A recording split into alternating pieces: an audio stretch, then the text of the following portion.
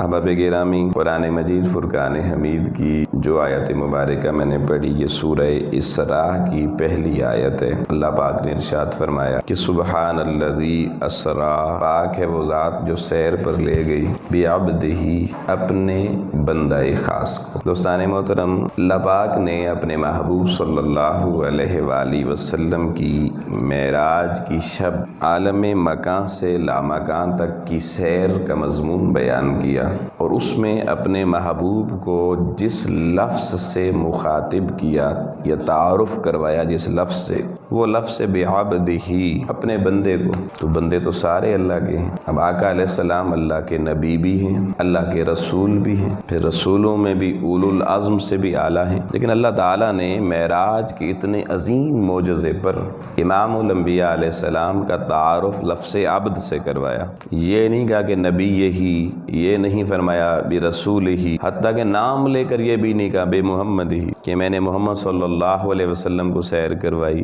میں نے اپنے نبی کو سیر کروائی، اپنے رسول کو سیر کروائی، بس مطلق ایک لفظ بولا بھی عبد ہی، اپنے بندے کو سیر کروائی۔ تو ذہن میں ایک سوال پیدا ہوتا ہے، یار ہم تو حضور علیہ السلام کی بڑی بڑی شانوں کی باتیں کرتے ہیں، تو اللہ تعالیٰ نے لفظ بڑا عام سا کامن سا استعمال کیا ہے بھی عبد ہی، تو یہ لفظ قابل توجہ ہے، اور یہ لفظ لکھنے، پڑھنے، بولنے سے زیادہ سمجھنے کے لائق ہے۔ یہ لفظ اگر صحیح معنوں میں سمجھ آ جائے تو بہت سے مسائل حل ہو جاتے ہیں کہ اللہ نے معجزوں میں معراج کا معجزہ بہت بڑا معجزہ ہے، اس پر اللہ پاک نے جو تعارف اپنے حبیب کا کروایا وہ اس لفظ سے کروایا۔ اگر ہم قرآن مجید کو پڑھیں تو اللہ تعالیٰ نے دیگر انبیاء کا ذکر بھی لفظ سے عبد سے کیا، لیکن جس مقام پر اللہ نے کسی اپنے نبی کا، اپنے رسول کا ذکر لفظ عبد سے کیا تو اللہ نے اس آیت کا عنوان بھی بتایا، اور جس نبی کی بات کی اس کا نام بھی بتایا، یعنی بطور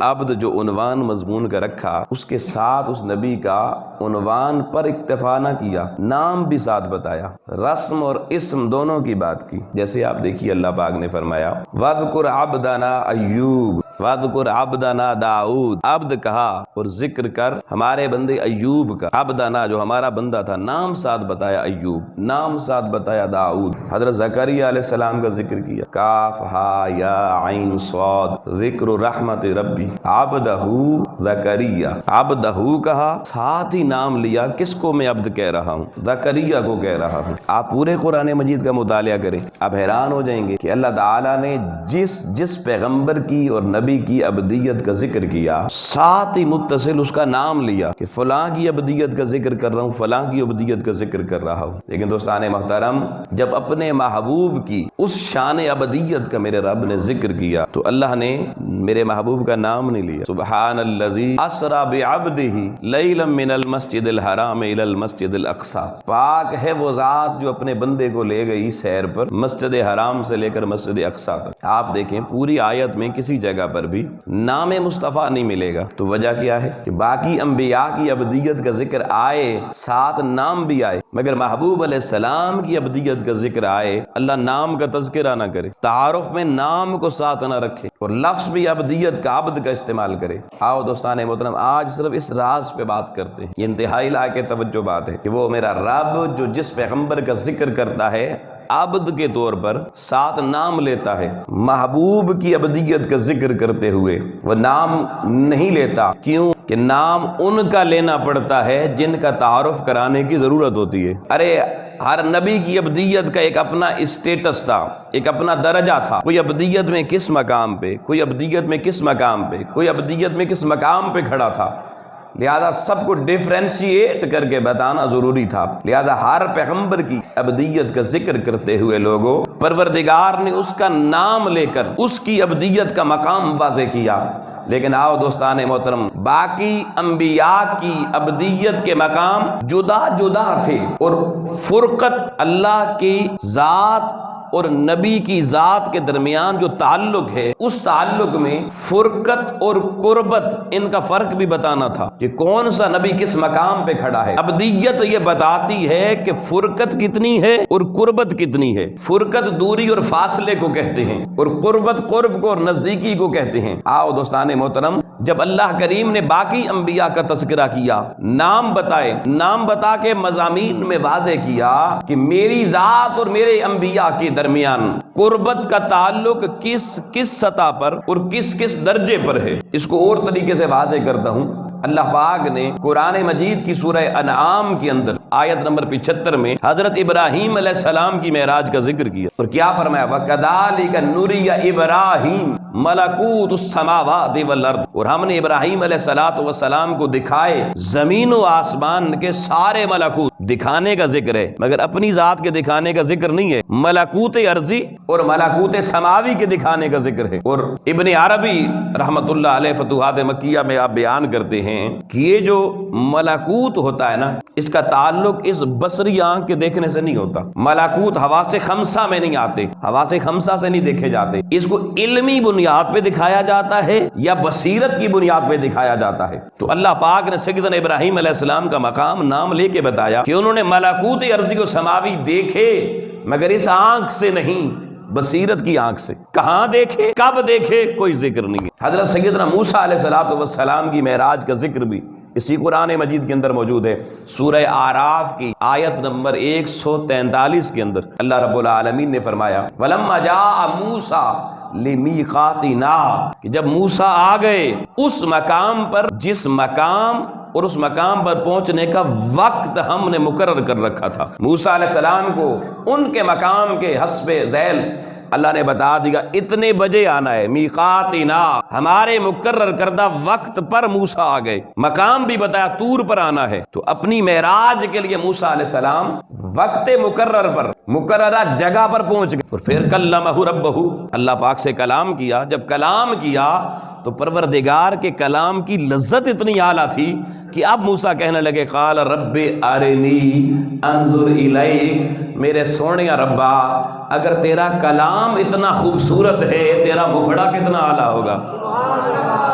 اب مکھڑا بھی دکھا مگر جواب دیا نہیں موسیٰ، قال لن ترانی، موسیٰ میں تو دکھا دوں پر لن ترانی، تو تک نہیں سکتا۔ یہ مقام موسیٰ ہے۔ تو ہر نبی کی دوستان محترم ایک ابدیت ہے جس کا ذکر قرآن نے کیا مگر نبی کا نام لے کر کیا، لیکن میرے محبوب کا نام نہیں لیا۔ ایک اور اینگل سے آ جائیں، بات اور واضح ہو جائے۔ آپ دیکھیے پرانے زمانے میں چراغ جلتے تھے، دیا جلایا جاتا تھا، تو جہاں چراغ جلتا تھا بندہ اس سے جتنا دور ہوتا تھا نا اس کا سایہ اتنا چھوٹا ہوتا تھا۔ چراغ سے جتنے دور ہوں سایہ اتنا چھوٹا ہوتا تھا۔ آپ دور سے چل کے چراغ کے قریب آنے کی کوشش کریں، آپ جتنے قریب آتے جائیں گے سایہ بڑھتا چلا جائے گا، اور قریب ہوں سایہ اور بڑھ جائے گا۔ وہ سائے کا بڑھنا اس امر پہ دلالت کرتا تھا کہ بندے کو چراغ، نوری چراغ جو ہے اس کی قربت بڑھ رہی ہے، جتنی قربت بڑھتی تھی اتنا سایہ بھی بڑھتا تھا۔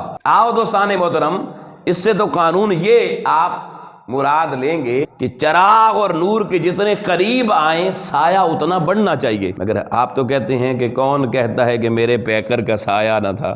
میں تو کہتا ہوں جہاں بھر میں ہے سایہ تیرا، کہ جہاں بھر کا سایہ کسی کو نظر نہیں آتا بظاہر۔ اور ہمارا ایمان اور عقیدہ حدیث نبوی کی روشنی میں یہ ہے کہ ہر نبی کا سایہ تھا، میرے محبوب کا سایہ نہ تھا۔ تو بھائی قرب تو یہ بتایا جا رہا ہے مثال کے ذریعے جو میں نے سمجھائی کہ جتنا نور کے قریب آئیں اتنا سایہ بڑھتا ہے۔ اور اللہ قرآن مجید میں اپنا تعارف کرواتے ہوئے کہتا ہے کہ اللہ نور السماوات والارض، کہ اللہ زمین و آسمان کا، کائنات کا نور ہے۔ جب وہ نور ہے تو ہر نبی اس کی قربت کی طرح چلا، جو جتنا اس نور الہی کے لوگوں قریب ہوتا چلا گیا اتنا اس کا سایہ زمانے میں بڑھتا چلا گیا، اس کا مقام اتنا بڑھتا چلا گیا۔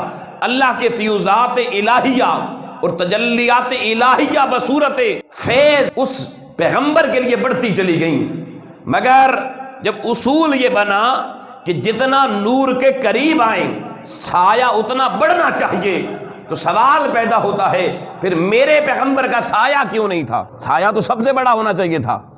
آؤ لوگو اب اسی چراغ پہ واپس چلے جائیں، آپ چراغ کے قریب آتے چلے جائیں، اور اگر کسی شے کو عین آپ چراغ کے اوپر رکھ دیں چراغ میں اور اس شے میں فاصلہ مٹا دیں، فرقت مٹا دیں، صرف قربت رہ جائے، معیت رہ جائے، صحبت رہ جائے، فرقت نکل جائے، آپ دیکھیں گے اس شے کا سایہ مٹ جائے گا، صرف جو نور ہے وہی نظر آئے گا، شے کا سایہ نظر نہ آئے گا۔ آؤ دوستان محترم، ابدیت مصطفیٰ باقی انبیاء کی مانند نہ تھی، باقیوں کی ابدیت میں فرقت پائی جاتی تھی، سایہ پایا گیا۔ جب محبوب کی باری آئی، اللہ نے مقام کعبہ قوسین سے آگے اودنا پہ بٹھا کے ساری فرقت کی حدیں مٹا کر محبوب کو اپنی ذات میں اس حد تک فنا کیا کہ محبوب کا سایہ ختم ہو گیا۔ محبوب کو فرقت مٹا کر قربت میں اس مقام پہ لا کھڑا کیا کہ جہاں دوری اور فرقت جب رہی نہیں، جب معیت مطلقہ میں بدل گئی، بس فرق یہ رہا، وہ رب رہا، وہ خالق رہا، یہ مخلوق رہا، باقی سارے فرق جب مٹا دیے تو فرمایا اب اس کی دلیل یہ ہے جہاں فرق تھے وہاں سایہ تھا، جہاں فرق مٹا دیا وہاں سایہ مٹا دیا۔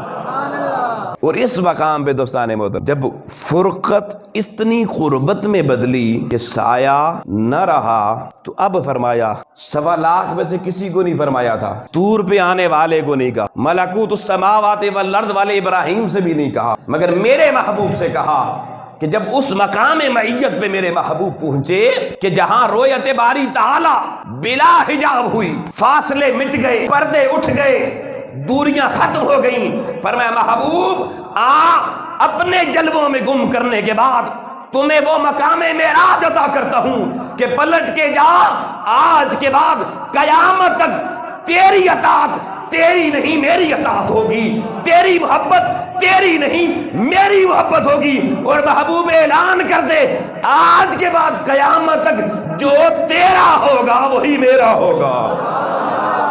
کسی پیغمبر کے لیے یہ نہیں کہا، میرے محبوب کے لیے کہا جو تیرا ہوگا وہی میرا ہوگا۔ اس لیے توجہ رکھنا، موسیٰ علیہ السلام کو کہا جب آپ نے کہا کہ رب ارنی، اللہ مجھے دکھانا، تو کیا کہا لن ترانی، نہیں دیکھ سکتا۔ موسیٰ کو کہے لن ترانی اور میرا محبوب کہے من رآنی، طور کی رفت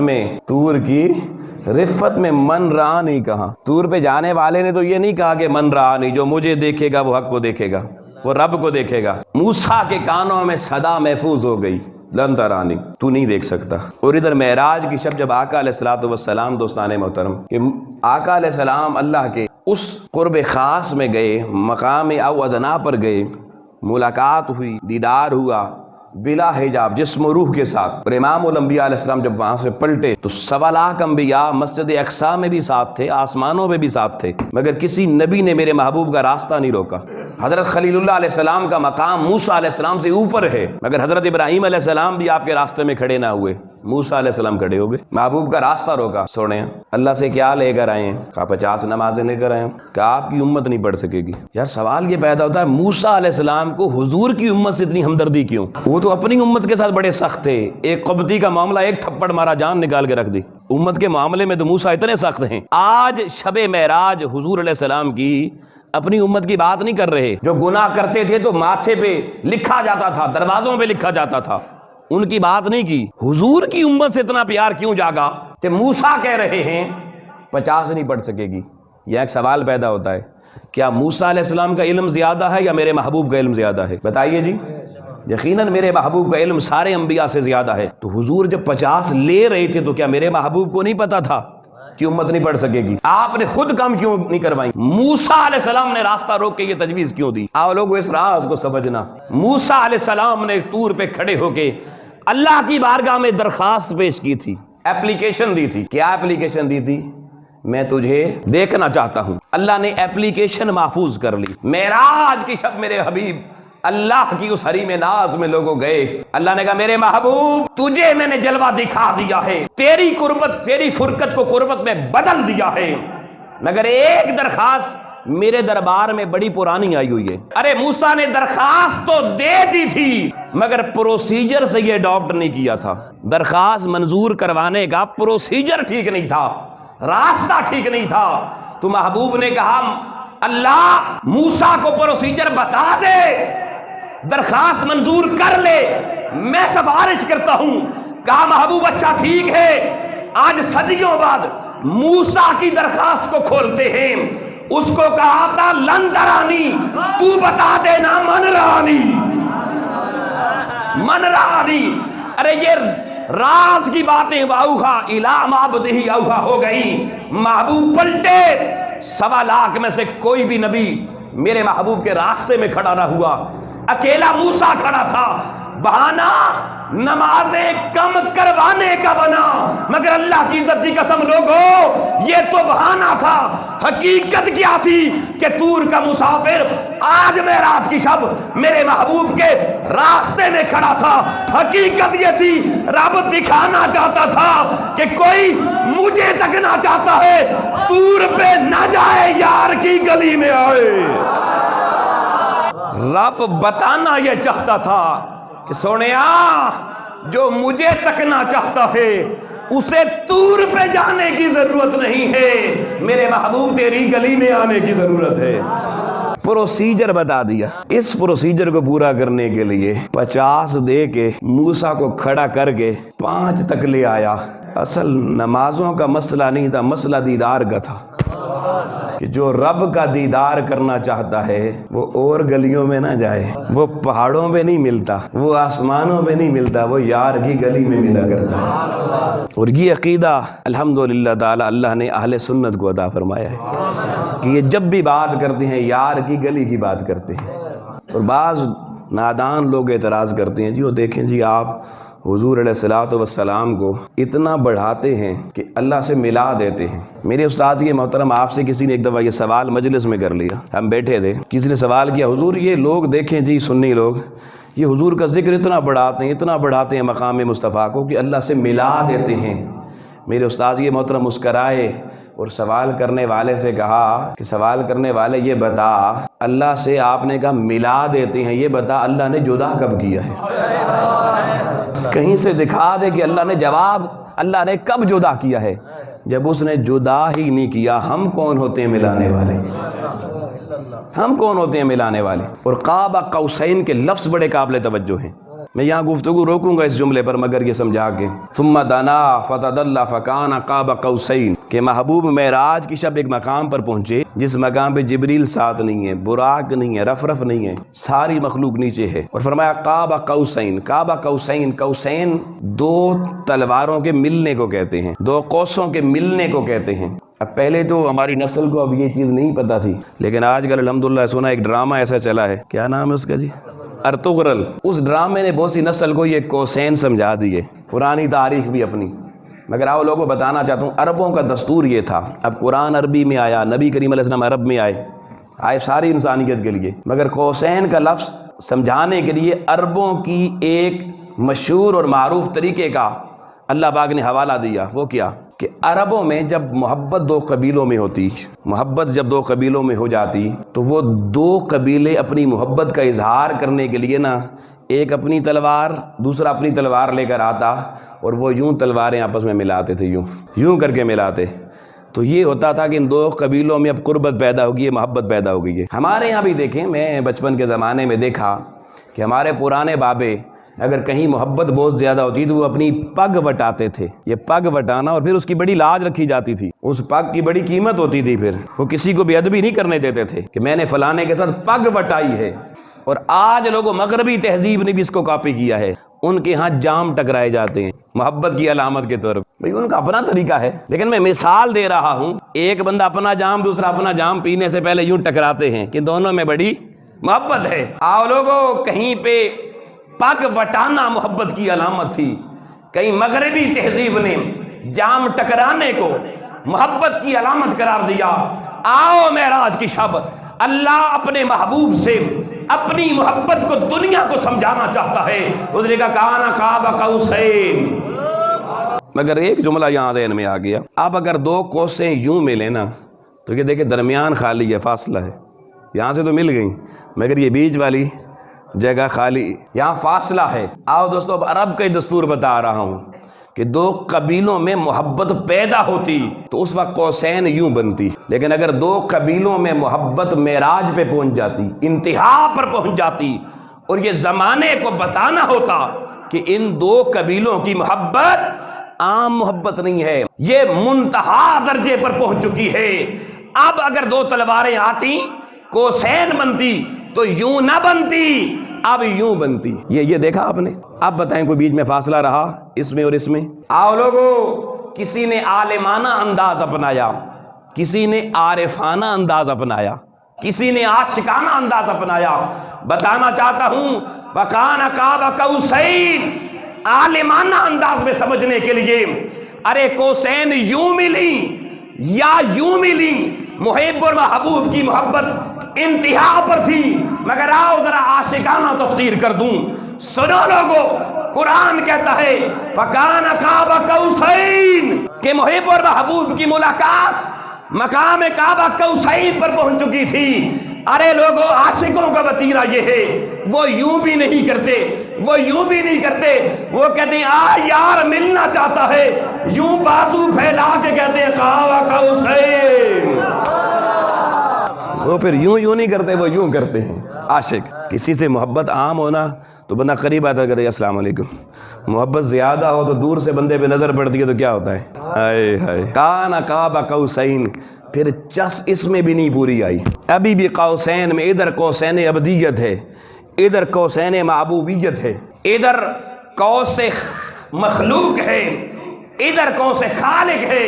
فرمایا تمہارے سمجھانے کے لیے تو ادھر خالق ادھر مخلوق، ادھر حامد ادھر ممدود، مگر فرمایا قاب قوسین او ادنا، تم نے کوسین پہ سمجھ لیا، اب ہم نے کوسین والا فرق بھی مٹا دیا، او ادنا، اس سے آگے کیا ہوا؟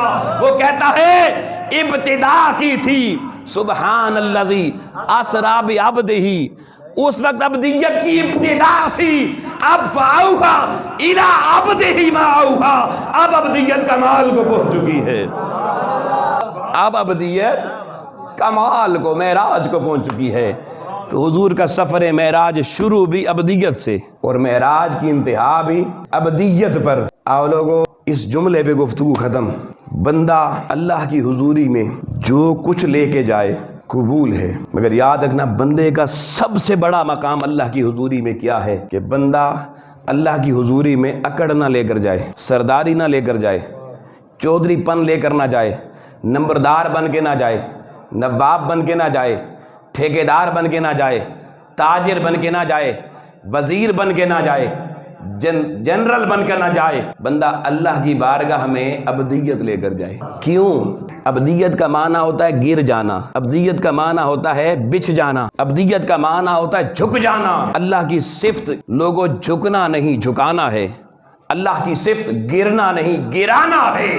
یہ جباری، قہاری اور متکبر ہونا، یہ صفتیں اللہ کے لیے ہیں، بندوں کے لیے نہیں ہیں۔ اگر کوئی بندہ اللہ کی حضور جھک رہا ہو اور اندر یہ ہو کہ میں چودھری فلانا جھک رہا ہوں، راجہ فلانا جھک رہا ہوں، تاجر فلانا جھک رہا ہوں، وہ کہتا ہے وہ میری صفات لے کر تو میری بارگاہ میں کیوں آ رہا ہے؟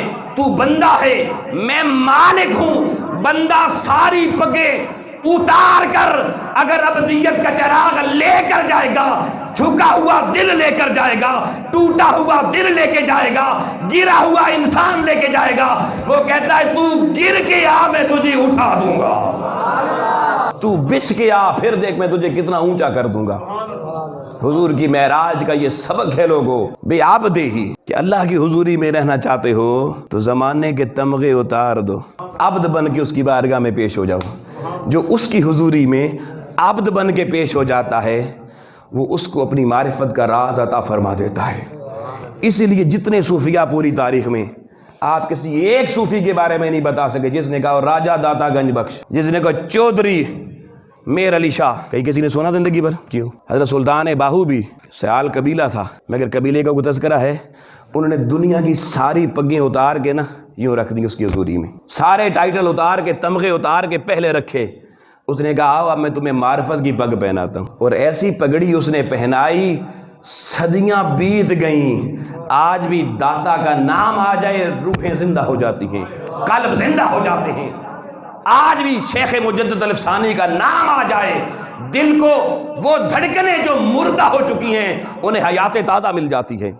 کیوں؟ انہوں نے یہ سارے دنیاوی تمغے اتار دیے تھے، افسوس ان کے ماننے والوں نے یہ سارے تمغے سجا لیے ہیں۔ اور پھر ایک جملہ اور بھی یہاں بتا دوں، وقت ختم ہو گیا مگر یہ جملہ پھر کہیں رہ نہ جائے، کہ حضور کی معراج کی ابتدا قرآن نے تو مسجد حرام سے شروع کی، مگر جبریل کیا مسجد حرام میں آ کے رک کیا تھا؟ وہ کس کے گھر میں آیا؟ ام ہانی کون تھی؟ کاش امت کو سمجھ آئیں یہ باتیں۔ ام ہانی آقا علیہ السلام کی چچا زاد بہن تھیں، مولا علی کی سگی بہن تھیں، حضرت ابو طالب کی بیٹی شہزادی تھیں۔ تو آقا علیہ السلام کے معراج کا سفر بھی ابو طالب کی بیٹی کے گھر سے شروع ہو کر ابو طالب کی بیٹی کے گھر پہ ختم ہوتا ہے۔ یہ جو ہر عالم ممبر پہ بیٹھ کے کہتا ہے کنڈی ہل رہی تھی، پانی چل رہا تھا، بستر گرم تھا، یہ کعبے کے اندر بستر نہیں لگا ہوا تھا، یہ کنڈی کعبے کے دروازے کی نہیں تھی، یہ کعبے کے اندر پانی نہیں بہ رہا تھا، یہ بہنے والا پانی، یہ ہلنے والی کنڈی، یہ بستر کی گرمی کسی اور کے گھر کی نہیں تھی، ابو طالب کی بیٹی مولا علی کی بہن حسن حسین کے پھوپھو کے گھر کی تھی۔ اللہ ہمیں معراج مصطفیٰ کو صحیح معنی میں سمجھنے کی توفیق عطا فرمائے۔ وآخر دعوانا الحمدللہ رب العالمین۔